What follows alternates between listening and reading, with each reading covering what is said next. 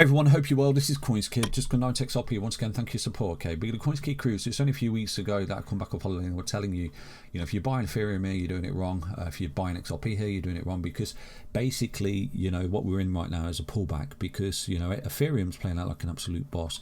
For anyone that's paying attention, there was a lovely buy signal way back there in April, literally on that bottom. Look at that. There was a bullish divergence down there that I relayed to you, and I said to you, it's not many times you see this for Ethereum. For me, it's a buy, and the data stacked up. We had a macro buy signal for Ethereum, and right now, when I come back off holiday, I said to you, we've got a sell signal. So if you buy an Ethereum right now, you're doing it wrong. I think that Ethereum is looking technically okay, providing it can hold this retracement support, because this is your true range for me, and I've created an update for you in the channel right there if you want to check it out. This range here is your true top, because I think that was a bull trap in 2021. I think I've relayed that to you many times. Now, I think this is your true range, and the proof is in the pudding, because if you take a look, this is exactly, this range was the previous range of this all-time high in the spring of 2021. I think this is a three-wave bull trap into a C wave. Basically right on cue, this is where you found resistance, right on cue with a true high of 2021. Okay, so lots of confidence that was your true range. So what we're looking at right now, if Ethereum is doing what it's done before, it's just broken the all-time high, literally just done it in the month of August. Okay, so it's pushed up, and right now you're pulling back into the range of support. So the last time we saw that was in this cycle here. If we go back, and this is something I relate to the CoinsKid crew, you can clearly see you broke the range at all-time high of January 2018 when Ethereum went absolutely parabolic. You took it out, you consolidated on that particular range as support, and then you went again for the final flush and the push to the upside, which is my primary anticipation. If we run into Q4 and we consolidate like this for Ethereum, have little shakeouts or whatever, I think we've got to move like this ahead of us to finish off this cycle in Q4 of this year, which is basically what it did just there, in 2021. So again, I'm just looking at a date before, like I relayed to you, the insights. Bitcoin usually goes up for 3 years and there's one red year. So in theory, if we look at the insights, Ethereum, and XRP won't be exempt from that. It should be sometime next year that we roll over in this crypto markets. So if we're doing exactly what we've done before, we broke the range, fell back to support, and then went again for Ethereum, break the range, fell back to support, and then we go again for Ethereum.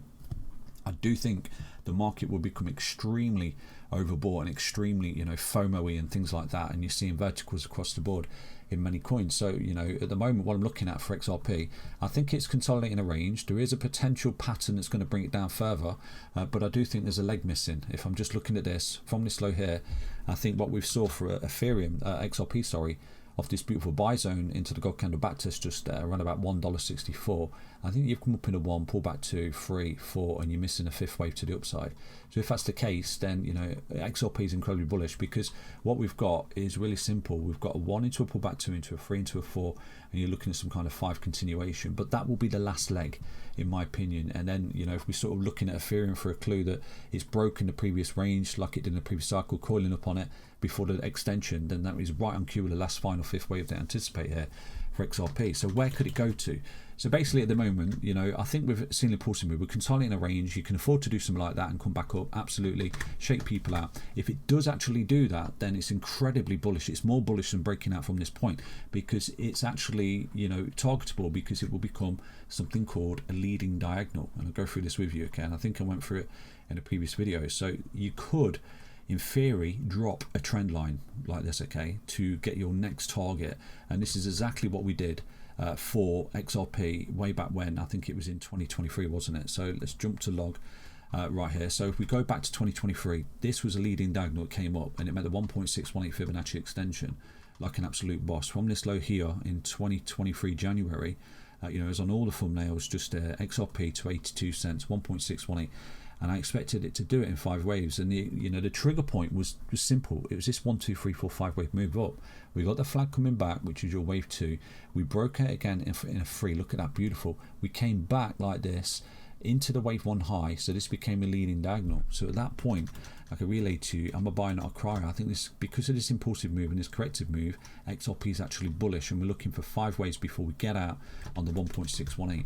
So if we take a look, there was a trend line here that you can respect, basically, and I think it's the same trend line again that we could respect for XRP, but it'll only be respected if we drop into the wave 1 high, okay, because then it will become that leading diagonal that we experienced in the first impulsive move all the way down there in January. So to me, you could be looking at some kind of whopping 5-wave move here, where this is finishing off right now. So you've got some kind of 1 into a 2 into a 3 into a 4 into a 5, something like that for XRP, and you've got a whopping 5-wave move since January 2023. At that point, you're 5 waves up, 1 2 3 4 5, you're done. You're coming in for your big crash and correction, right on cue with the end of cycle theory that, you know, 2026 is going to be a red year. So I'm looking at this, I'm looking at some kind of big push up.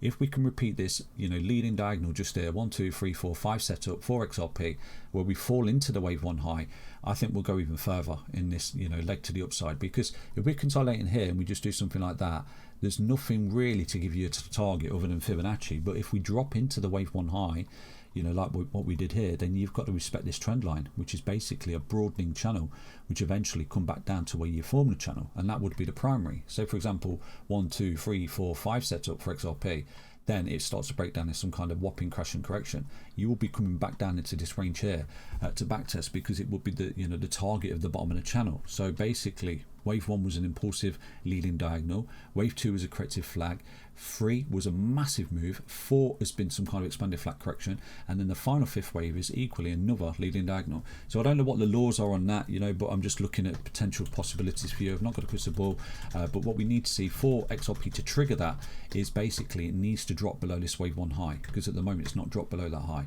If it does drop below that high and it retraces to this low and holds it, wow, you know, you're looking at a leading diagonal there that's going to send you off into space basically on the next leg up for XRP.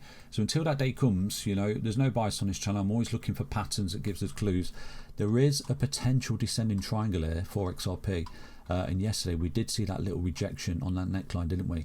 Now obviously if we break out, turn it into support, you've broke out of a, you know, descending triangle, which is lovely, because obviously we've got price compression right towards the apex. We break out back test and that's it, we're off. But we can't necessarily target this because we've not fell into the wave 1 high, where you're forming that leading diagonal, which is what we did way back there in 2023.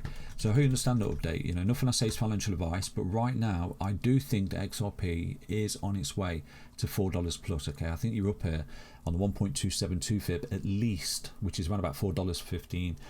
You know, on the next impulse at least, providing we hold this support of this retracement that we're going to this low to validate this potential setup of a 1 2 3 4 5 waves into this zone here. And at that point I do think obviously, you know, the market with the last leg that I'm looking at for Bitcoin, Ethereum, so on and so forth, I think, you know, we're running out of steam because we've got 5 macro waves to the upside. So for anyone that's been paying attention, I created a system called the futures blocks. I'll go through that with you quickly, but at the minute just keep an eye on this compression, because we are seeing a rejection. If we get compressed and drop, I don't think it's the end of the world. I think this will be a lovely little support. At that point, you know, you're looking at a lovely leading diagonal there for XRP, which, you know, basically you can just target this neckline up here somewhere in Q4, which will be absolutely amazing because it gives you a great appreciation. So keep an eye on this price compression lead to expansion over the next few days for XRP. Okay, let's dive into the futures blocks right now, because we're absolutely crushing that section. So the futures blocks really simple. I keep dropping trades in for the CoinsKid crew in the crypto blocks TA, and some trades play out immediately, some don't. It is a waiting game on some of them trades. You've got to, you know, if you're looking for shorts, just be patient, wait for that multiple bearish divergence to build up with obviously the bearish patterns, rising wedges and things like that. And obviously the opposite is, you know, you're looking for that bullish divergence in your longs, and you're looking for the, you know, the reversal patterns to build up like falling wedges and ascending triangles, and, you know, at that point you increase probability of the breakout. Now there is something else you need to pay attention to as well, and I'll go through that with you, but these are all the trade setups that we look at. At the minute I'm in a trade on REC. It's quite frustrating, REQ. I've been in that for around about a week. It's just going sideways. It's like in a massive consolidation. We did get this initial drop here and I built some positions, but right now there are God candles above that are massive basically, and I go through this with you on REQ, and this is just one of those examples of a trade that doesn't necessarily play out straight away. It began to break up, okay, you see that, so we were building positions down there. This is where it was. It had its little flush down as anticipated. It's come up, retested this low, and right now it looks like it's trying to come up the stairs, and then boom, yesterday with that little flush out. So if this does start to drop again, I will build more positions here. So this is not a massive position, and I've not even got a stop loss on this position because, you know, it's not a massive trade. It's just a small trade to come back up into these God candle back tests. And like I've taught you, you know, I don't look for massive over leveraged trades on these, you know, low cap coins basically, because they're extremely volatile. So immediately what we've got is 1 2 3 God candle back tests. What are they? support was lost, support was lost, support was lost. So I think that this is consolidating a range. You may even get another little flush out, but eventually this comes up. Okay, so whether or not you want to entertain the spot position or leverage long position, it's entirely up to you. But if you do go long on these low caps to mid caps, expect volatility. This is why you don't use over leverage, because from here right now it could be looking at a beautiful 3.6.7%, and then you've got a nice 10% and obviously 16%. So again, you know, if you're looking to go long on this coin, or even, you know, looking for spot position, what you can do is click this link just there, go to the trading view chart, and again what it does, it drops in the 15-minute time frame for trading view just there. So go to the trading view chart, you can clearly see I've got these logged already. Okay, so what you can do is really simple, hover over each god candle backtest and drop an alert in. Okay, drop an alert in, really simple, drop an alert in like that. And what you can do, you can look at what's happening in that time frame when this thing pumps, because obviously if you've got your spot position down there, okay, you bought a spot and you're holding on, or you're in a long position, really small leverage, you know, again, not massive leverage or using loads of money, please remember that, very volatile coins.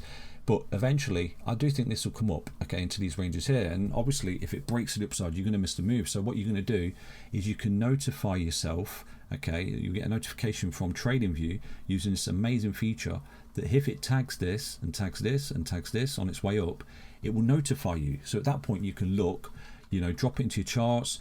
Do you see bearish divergence on the way up into this resistance and this resistance, so on and so forth? And at that point you can sell into that resistance. Now I don't necessarily think that, you know, REC's going to bottom down there and take off into space, but I do think it's going to retrace to these levels here, and that's, you know, basically what we look for, them opportunities in the channel. So if we take a look here, we've got this huge drop, okay, possibly if you look at that, some kind of right there bear flag that's coming up, breakdown, so it may see a flush of this range here. If it does flush again, you know, I'll be a buy and not a cry here, because I do anticipate it'll be a greater opportunity to eventually come up into this range here. So again, these trades that I post in the Discord, they don't play out every single day and immediately and things like that, but some do, and you know, the ones that do, fantastic. But this one is very frustrating. Okay, so this is the update for REC, for the CoinsKid crew. Basically there's your low, you've come back up, you're trending back up, you've not necessarily tagged that god candle back test, or that one, or that one, or that one, and they're on my radar right now. And when they come up, you know, whether or not it's 4 weeks down the line or whatever, people are like, oh my god, how did you know that? It's really simple. Basically it's some kind of distribution into these god candle back tests. I think they call them fair value gaps. Let's dive into the futures blocks, and I can show you how you compete your trades on a daily basis, okay, yourself. So straight away off the bat, we've got Bitcoin pushing up, pushing almost into optimism, and we've got the tether dominance pulling back into worry zone right now. So for me, you know, I'm not looking for longs. I'm looking for the inverse of what this is telling me. Basically, it's telling me that the tether dominance is having its head stamped on it, basically, by Bitcoin, and obviously Bitcoin at the moment is coming up. So therefore, I think that shorts are at play. So if we take a look again, click on extreme fear, you can clearly see there's one coin that's in extreme fear, and if we click on extreme greed, we don't have any coins, but if we click on greed, you can clearly see we've got quite a lot of coins, okay. And then obviously if we click on fearful, we've got 4 coins. So the greed at the moment is outweighing the market. So for me, I'm looking at short. So what I'm looking for is something that's trending up. We've got this coin here, PRCL. We jump on it right now. So take a look at this. We do see a bearish divergence, but I'll be patient for this, okay, because what we've got is a possible ascending triangle in a range. So we may get another little break here on this range for this particular coin, and if we do, then obviously we've got an ascending triangle where you come into the resistance, support, compress here, breakout. But on that next breakout, we could begin to see a whopping bearish divergence here, because the MACD is really overextended, okay. And at that point, this coin is on my radar, and like I said to you, what you can do, click on the link just there, go to TradingView, load the 15-minute, and if you think right now that this is going to break out to the upside, what you could do is just set a Fibonacci target, basically. So from the low to the high, I would take the 1.618 as a target that, you know, if it gets there, I want an alert. Really simple, okay. So that would alert me, okay. So at that point there, set the alert. If it comes up there, I'm going to keep an eye on the pattern that's created, and obviously if we're starting to see bearish divergence up there, if we are, then I post that to the CoinsKid crew in the Discord, and it's really simple. You can clearly see we've got a massive range just there that was never back tested. So from there, you could see a continuation of around about 12%, but then you run into the 1.618 with bearish divergence that starts to print, and a potential rising channel that looks a little bit like this. You know, you're doing something like this, coming up, coiling up, doing something like that. You know, you got your rising wedge, and then boom, you break down off the 1.618. all the way back down to roughly 24% into this range here. This got kind of back test of this range where you got this beautiful, you know, double bottom breakout resistance ascending triangle. First point of resistance, second point of resistance, breakout. You'd never swung back into it as resistance to confirm support. So it's a whopping 24% short, but not yet. Okay, and this is a mistake a lot of people make. They'll go short right now, you know, and then obviously put the stop on the previous pivot high, but you're looking for the bearish pattern. And this is something I relayed to the CoinsKid crew. Come up to the 1.618. Have a look, see what's happening right there. Are we getting the tightening range? It could happen over the next couple of days, and then boom, you know, you got a massive short opportunity with a very low risk trade right there. And this is what I do for the CoinsKid crew and post every single day in the Discord. But you can find these trades yourselves. Really simple, okay? I hope you're enjoying this content. Take care, everyone. Back to an update on XRP. Bye bye.